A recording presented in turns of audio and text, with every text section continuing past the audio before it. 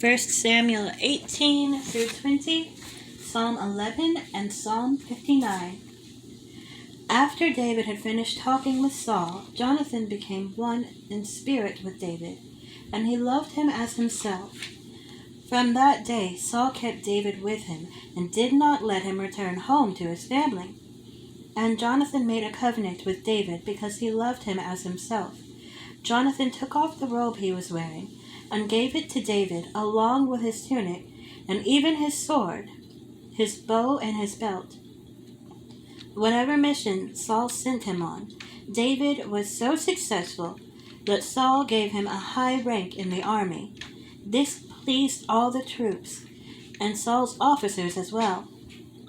When the men were returning home after David had killed the Philistine, the women came out from all the towns of Israel to meet King Saul with singing and dancing, with joyful songs, and with timbrels and lyres. As they danced, they sang, "Saul has slain his thousands, and David his tens of thousands." Saul was very angry. This refrain displeased him greatly. "They have credited David with tens of thousands," he thought, "but me with only thousands. What more can he get but the kingdom?" And from that time on, Saul kept a close eye on David. The next day, an evil spirit from God came forcefully on Saul. He was prophesying in his house while David was playing the lyre, as he usually did. Saul had a spear in his hand, and he hurled it, saying to himself, "I'll pin David to the wall." But David eluded him twice. Saul was afraid of David, because the Lord was with David, but had departed from Saul. So he sent David away from him, and gave him command over 1,000 men, and David led the troops in their campaigns. In everything he did, he had great success, because the Lord was with him. When Saul saw how successful he was afraid of him. But all Israel and Judah loved David, because he led them in their campaigns. Saul said to David, "Here is my older daughter, Merab. I will give her to you in marriage. Only serve me bravely and fight the battles of the Lord." For Saul said to himself, "I will not raise a hand against him. Let the Philistines do that." But David said to Saul, "Who am I, and what is my family or my clan in Israel, that I should become the king's son-in-law?" So when the time came for Merab, Saul's daughter, to be given to David, she was given in marriage to Adriel of Meholah.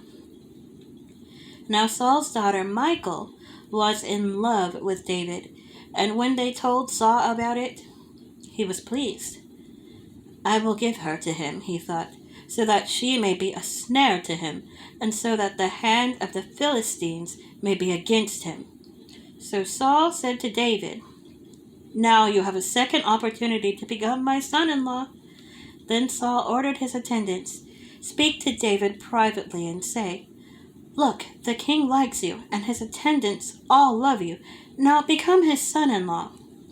They repeated these words to David, but David said, "Do you think it is a small matter to become the king's son-in-law?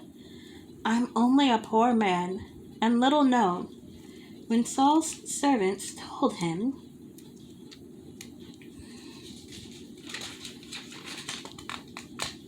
what David had said, Saul replied, "Say to David, the king wants no other price for the bride than 100 Philistine foreskins, to take revenge on his enemies." Saul's plan was to have David fall by the hand of the Philistines. When the attendants told David these things, he was pleased to become the king's son-in-law. So before the allotted time elapsed, David took his men with him and went out and killed 200 Philistines and brought back their foreskins. They counted out all the full number to the king, so that David might become the king's son-in-law. Then Saul gave him his daughter Michal in marriage. When Saul realized that the Lord was with David and that his daughter Michal loved him, Saul became still more afraid of him, and he remained his enemy for the rest of his days. The Philistine commanders continued to go out to battle, and as often as they did, David met with more success than the rest of Saul's officers, and his name became well known. Chapter 19. Saul told his son Jonathan and all the attendants to kill David, but Jonathan had taken a great liking to David and warned him, "My father Saul is looking for a chance to kill you. Be on your guard tomorrow morning. Go in hiding and stay there. I will go out and stand with my father in the field where you are. I'll speak to him about you, and will tell you what I find out." Jonathan spoke well of David to Saul, his father, and said to him, "Let not the king do wrong to his servant David. He has not wronged you, and what he has done has benefited you greatly. He took his life in his hands when he killed the Philistine. The Lord won a great victory for all Israel, and you saw it and were glad. Why then would you do wrong to an innocent man like David by killing him for no reason?" Saul listened to Jonathan and took this oath, "As surely as the Lord lives, David will not be put to death." So Jonathan called David and told him the whole conversation. He brought him to Saul, and David was with Saul as before. Once more, war broke out, and David went out and fought the Philistines. He struck them with such force that they fled before him. But an evil spirit from the Lord came on Saul as he was sitting in his house with his spear in his hand. While David was playing the lyre, Saul tried to pin him to the wall with his spear, but David eluded him as Saul drove the spear into the wall. That night, David made good his escape. Saul sent men to David's house to watch it and to kill him in the morning. But Michal, David's wife, warned him, "If you don't run for your life tonight, tomorrow you'll be killed." So Michal let David down through a window, and he fled and escaped. Then Michal took an idol and laid it on the bed, covering it with a garment, and putting some goat's hair at the head. When Saul sent the men to capture David, Michal said, "He is ill." Then Saul sent the men back to see David and told them, "Bring him up to me in his bed so that I may kill him." But when the men entered, there was the idol in the bed, and at the head was some goat's hair. Saul said to Michal, "Why did you deceive me like this and send my enemy away so that he escaped?" Michal told him, "He said to me, 'Let me get away. Why should I kill you?'" When David had fled and made his escape, he went to Samuel at Ramah and told him all that Saul had done to him. Then he and Samuel went to Naioth and stayed there. Word came to Saul, "David is in Naioth at Ramah." So he sent men to capture him. But when they saw the group of prophets prophesying with Samuel standing there as their leader, the Spirit of God came on Saul's men, and they also prophesied. Saul was told about it, and he sent more men, and they prophesied too. Saul sent men a third time, and they also prophesied. Finally, he himself left for Ramah and went to the great cistern at Sicco. And he asked, "Where are Samuel and David?" "Over in Naioth at Ramah," they said. So Saul went to Naioth at Ramah. But the Spirit of God came even on him, and he walked along prophesying until he came to Naioth. He stripped off his garments, and he too prophesied in Samuel's presence. He lay naked all that day and all that night. This is why people say, "Is Saul also among the prophets?" Chapter 20. Then David fled from Naioth at Ramah and went to Jonathan and asked, What have I done? What is my crime? How have I wronged your father, that he is trying to kill me?" "Never," Jonathan replied. "You are not going to die. Look, my father doesn't do anything, great or small, without letting me know. Why would he hide this from me? It isn't so." But David took an oath and said, "Your father knows very well that I have found favor in your eyes, and he has said to himself, 'Jonathan must not know this, or he will be grieved.' Yet as surely as the Lord lives, and as you live, there is only a step between me and death." Jonathan said to David, "Whatever you want me to do, I'll do for you." So David said, "Look, tomorrow is the new moon feast, and I am supposed to dine with the king. But let me go and hide in the field until the evening of the day after tomorrow.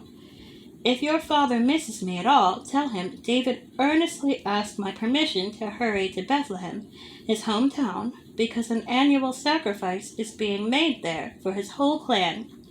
If he says, 'Very well,' then your servant is safe. But if he loses his temper, you can be sure that he is determined to harm me. As for you, show kindness to your servant, for you have brought him into a covenant with you before the Lord. If I am guilty, then kill me yourself. Why hand me over to your father?" "Never," Jonathan said.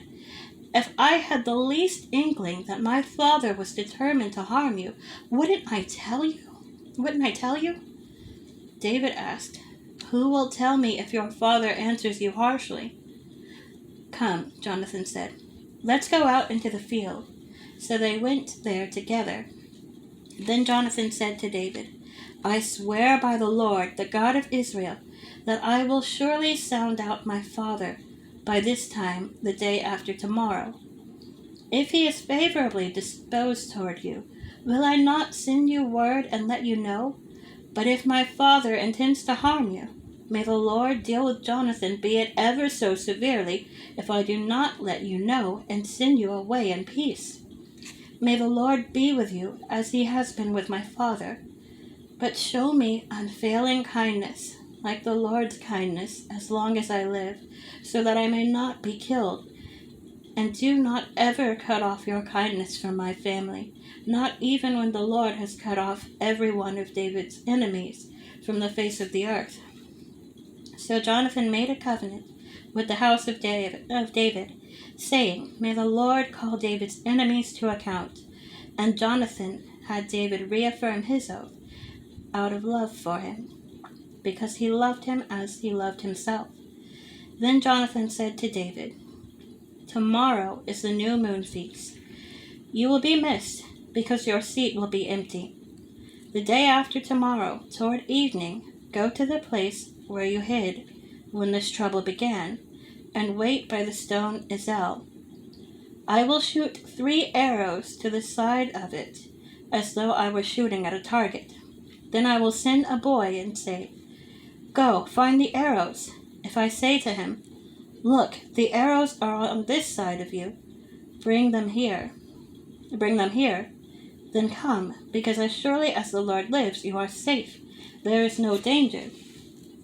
But if I say to the boy, 'Look, the arrows are beyond you,' then you must go, because the Lord has sent you away. And about the matter you and I discussed, remember, the Lord is witness between you and me forever."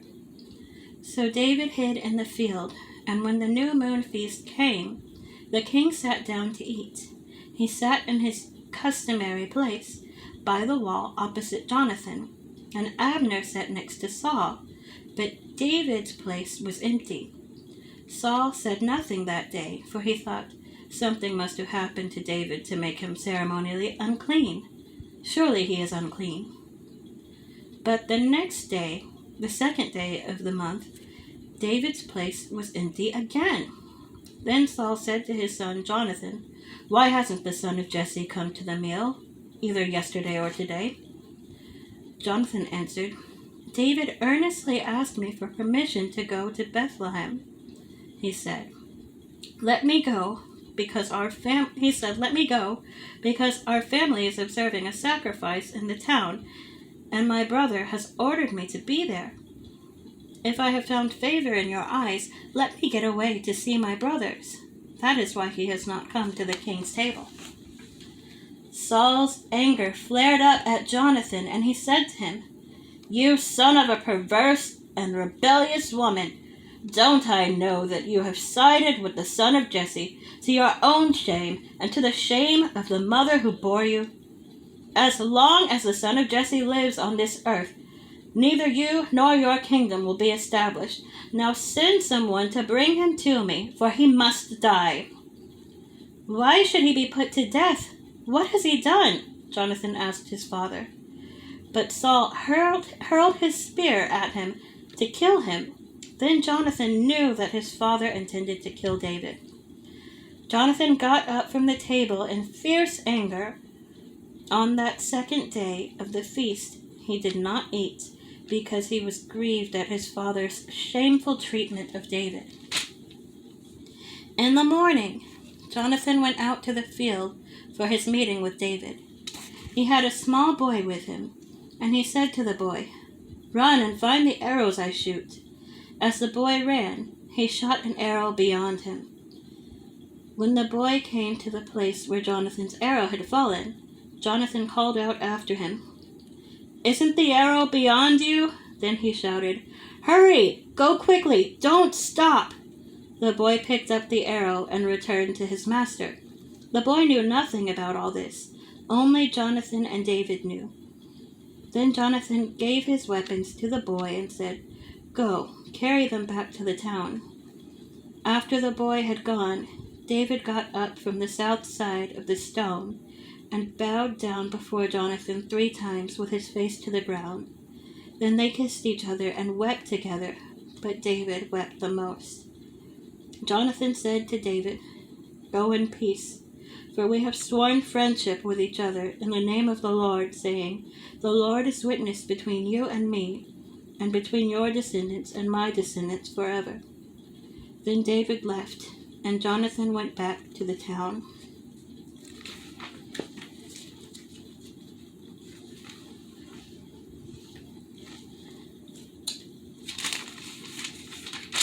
Psalm 11. In the Lord I take refuge.